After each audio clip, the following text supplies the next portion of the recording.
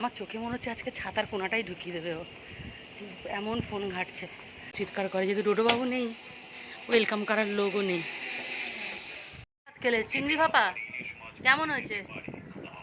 ওয়াহ, আরেকবার দারুণ।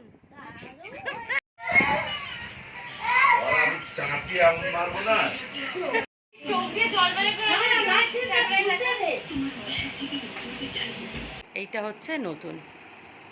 তো তোমরা জানিও কোনটাতে উৎসাহকে বেশি ভালো লাগছে। আমার তো এটাতে বেশ ভালো লাগছে, গোলটা তো সবসময় দেখে এসেছি। নমস্কার বন্ধুরা, আমি সুপর্ণা। তোমরা সবাই কেমন আছো? আশা করি খুব খুব ভালো আছো। আমার চ্যানেলে আর নতুন একটা ব্লগে অনেক অনেক ওয়েলকাম। যথারীতি আবার আজকে সকালে তোমাদের সামনে চলে এসেছি। তো গতকাল তো ভিডিওতে শেয়ার করলাম যে জামাই ষষ্ঠীতে বেশ ভালো করে জমিয়ে খেয়েছি।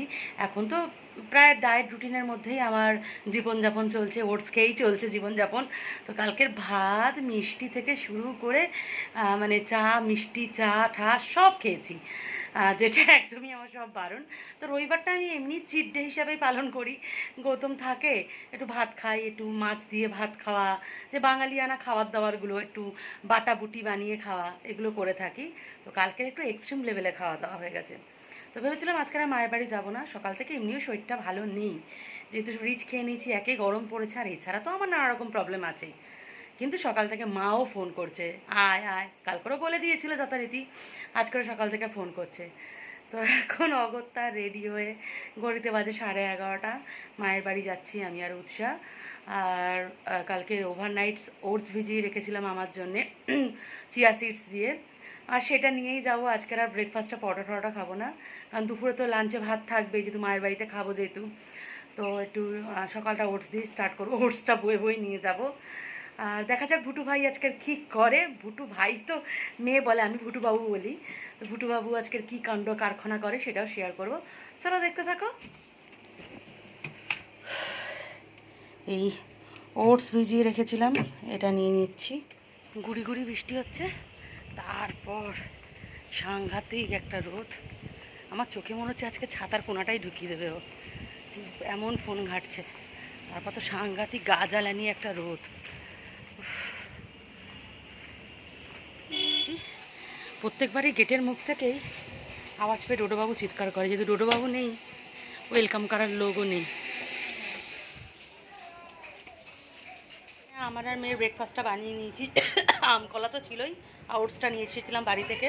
ওদের আজকের এই ব্রেকফাস্টে এটা ছিল, ঘুগনি আর পরোটা। ছোটো থেকে উৎসার ধারণা মা যেটা খায় সেটাই হয়তো বেশি টেস্টি খাবার। তো এখন আমি ডায়েটের জন্য যেহেতু ওটস খাচ্ছি, উনি বাবু পরোটা খাবেন না, আমার সাথে ওটসই খাবে। যদি কোনোদিন ওকে জিজ্ঞাসা করি বাবু তুই কী খাবি, আগেই বলবে তুমি যেটা খাবে আমিও সেটা খাবো। ব্রেকফাস্ট করে সোজা চলে এসেছি মায়ের রান্নাঘরে মাকে একটু হেল্প করতে। আজকে দুপুরের মেনুতে হবে ডিম আর চিংড়ি। তো মা বলেছিল মাছ করতে, তো মাছ খেতে আমরা কেউ রাজি নই, আর ডিমটা আমি ভীষণ ভালোবাসি, বিশেষ করে আমার মেয়ে। তো ডিমের কারি হবে, আর এখানে আমি একটু ডিমগুলো ছাড়িয়ে নিচ্ছি। বোন গেছে ঠাকুর ঘরে ঠাকুর দিতে, যেহেতু আমাদের 3 তলার ওপর ঠাকুর ঘর, মায়ের যা পায়ের অবস্থা, মা ঠাকুর ঘরে ঠিকমতো উঠতে পারে না। আর মামুন থাকলে এই কাজগুলো মামুনই সামলে নেয়। আর যদি মায়ের পাটা ঠিক থাকতো তাহলে মা একাই 100, কারোর হেল্পের দরকার নেই। সে ছোটো থেকেই দেখে আসছি মা একাই সব দিকটা সামলে নিয়েছে। হ্যাঁ, একটা হেল্প করার জন্য মাসিমণি আছে ঠিকই, তাহলেও আমার মা একাই সবটা সামলে নিতে পারে। ডিমের সাথে রয়েছে চিংড়ি, না না একসাথে রান্না হবে না, দুটোই আলাদা হবে। চিংড়ির হবে ভাপা। তো এতদিনের শর্টসে এই ভিডিওটা হয়তো তোমরা দেখেই নিয়েছো, আমি ভাপার রেসিপিটা শেয়ার করেছিলাম। আর এদিকে হচ্ছে পটল ভাজা। পটল ভাজা খেতে তোমাদের কার কার ভালো লাগে, বিশেষ করে দানাওয়ালা পটল। এই পটলের দানাগুলো মুখে পড়লে যে আওয়াজটা হয় আমার ভীষণ ভালো লাগে। আর এদিকে চিংড়ির ভাপাটা মা এইভাবেই কড়াতেই বসিয়ে দিয়েছে, আর আলাদা করে টিফিন বক্সে বসায়নি। যা টেস্টি হয়েছিল না, এখনও মুখে লেগে আছে। খেয়ে ভয়েস দিচ্ছি তো তাই বলতে পারলাম। স্পেশাল জামাই আছে, কি খাবে স্পেশাল জামাই?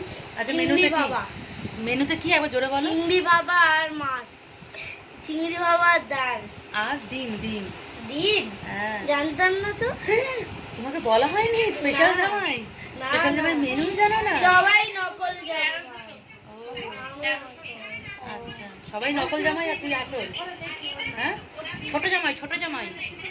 হ্যাঁ, কি জামাই? আমি আসল আসল জামাই। ও ম্যাডাম, চিংড়ি খেয়েছেন ম্যাডাম? চিংড়ির ভাপা কেমন হয়েছে? ভালো না? ভালো? চিংড়ি তো পছন্দের জিনিস নয়, এদিকে পছন্দের জিনিস হচ্ছে ডিম, তাই তো? কেলে চিংড়ি ভাপা কেমন হয়েছে? ওয়াহ, আরেকবার দারুণ। বেশি না দেরি করে আমিও খেতে বসে বললাম। উচ্ছে আলু ভাজা, পটল ভাজা, চিংড়ি ভাপা, রয়েছে ডিমের ঝোল, আর সাথে রয়েছে কালো জিরে দিয়ে ঝিঙের ঝোল। তো দারুণ টেস্টি খাবার ছিল। খাওয়া দাওয়া আমাদের কমপ্লিট হয়ে গেছিলো। টিভিতে চলছিল রূপবান বলে একটা মুভি, বাংলাদেশি মুভি।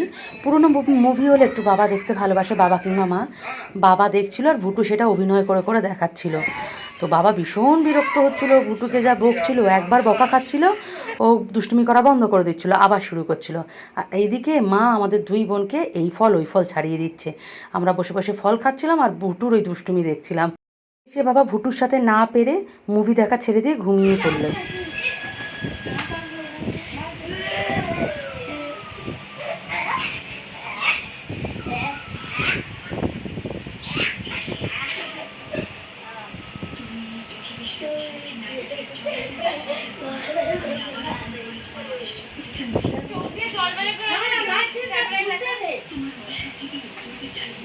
শুভ সন্ধ্যা বন্ধুরা। দুপুরবেলা খাওয়া দাওয়ার পর তো জমিয়ে আড্ডা চলছিল, তার মধ্যে চলছিল ভুটুর চরমতম দুষ্টুমি।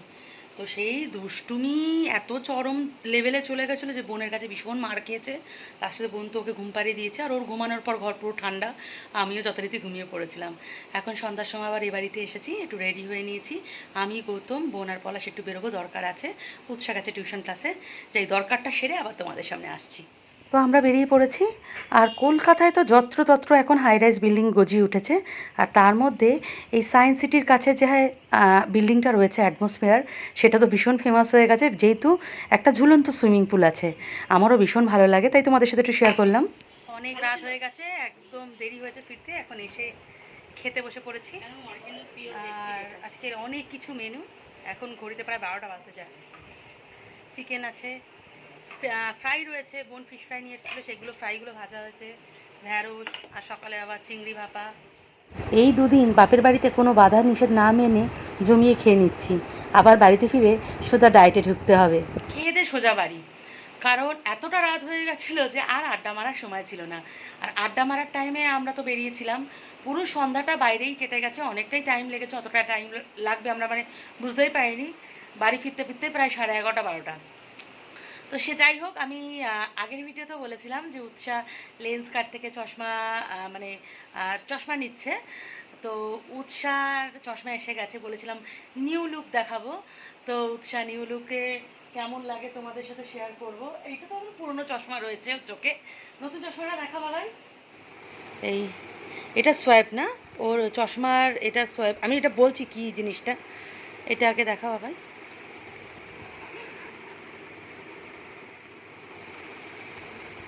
এই ওর নতুন চশমার ফ্রেম। এই চশমার এইগুলো হচ্ছে চশমার সোয়াব, তাই তো বাবাই? কোথায় লাগবে একটু বলে দে। দাঁড়া দাঁড়া দাঁড়া, 1 মিনিট। চেঞ্জ করা যায়, এইটা চেঞ্জ করা যায় বাবা, একটু দেখানো যাবে বাবাই? ও খুলতে হবে, ও লাগাতে পারবে না, যেহেতু এইটা পুরো চেঞ্জ করা যায়। এটার জন্যে 3টে অপশান, 2টো অপশান ওরা আরও দিয়েছে। এই হ্যান্ডেলের কালার তাহলে চেঞ্জ হয়ে যাবে। তার মধ্যে এই একটা রয়েছে এখানে এই ইয়েলো কালারের, একটা রয়েছে একটু ব্লুর মধ্যে ডিজাইন করা, এটা দুটো দিয়েছে। বাবা একটু পরে দেখি। আমাদের পুরনো চশমার লুক ছিল উৎসার। এইটা তো প্রায় 2 বছর আগেকার, তাই তো বাবাই? এখন চোখ 1 বছর আগেকার, 2 বছর। এটা ছিল -3.5, এত পাওয়ার বেড়ে গেছে, এখন হয়ে গেছে -4.5। এত বই পড়ে আর এত ফোন ঘাটে। এইটা হচ্ছে নতুন। তো তোমরা জানিও কোনটাতে উৎসাকে বেশি ভালো লাগছে। আমার তো এটাতে বেশ ভালো লাগছে, গোলটা তো সবসময় দেখে এসেছি, এটা বেশ ভালো লাগছে। ও যে ফ্রেমই পছন্দ করছিল বেচারা নিতে পারেনি, কারণ কি বলছিলিস যেন চশমার এতগুলো গ্লাসেস আছে কভারের জন্য যে এখান দিয়ে মানে বেরিয়ে যাবে যদি আরো, মানে যে ফ্রেমগুলো আমি দেখেছি সেখান দিয়ে এই গ্লাস বেরিয়ে থাকবে অনেকটা করে, তাতে রিস্ক হয়ে যাবে বলে বাধ্য হয়ে এটা নিয়েছে। নাহলে ও খুব সুন্দর সুন্দর পছন্দ করেছিল, কিচ্ছু করার নেই, চোখের এমন অবস্থা যে আর কি বলবো। এবার ও তো এইটাই ডিপ্লোমা করে নেবে, চশমা পড়াশোনায় কি ডিপ্লোমা করবে জানি না, কিন্তু এই চশমায় ডিগ্রি বাড়ি যাবে, তাই তো? না কি রে? জানি। জানি না। হ্যাঁ, কে এক বোন খুবই কাছের, সে আমার সব ভিডিও দেখে এবং কমেন্টস করে। সে কিন্তু কমেন্টসে লিখেছিল যে দিদিভাই উৎসা নিউ লুক কিন্তু অবশ্যই শেয়ার করো। তো সেই বোনের জন্যই উৎসার নিউ লুকটা শেয়ার করছি। উৎসাকে কেমন লাগছে জানিও। তো আজকের ব্লগটা এখানেই এন্ড করছি, ভীষণ টায়ার্ড। ভুটুর সাথে আরেকটু সময় কাটাতে পারলে ভালো হতো, কারণ আগামীকাল ভুটু চলে যাবে। আবার কবে দেখা হবে, আবার মানে কবে ছুটি পড়বে, সেই দুর্গাপূজা ছাড়া আর তো ছুটি নেই বাচ্চাদের। আর তারপরে আমি তো জুনের 28 তারিখে আবার ভেলোর বেরিয়ে যাচ্ছি। এখন আমার কপালে কি আছে সেটাও আমি জানি না। ঠাকুরের কাছে তো সবসময় এটাই প্রার্থনা করি যে যেন সব ঠিক হয়ে যায়, সব ঠিক থাকে। তো চলো আজকের ব্লগটা এখানে এন্ড করলাম। সবাই ভালো থেকো, সুস্থ থেকো, চলো বাই, গুড নাইট।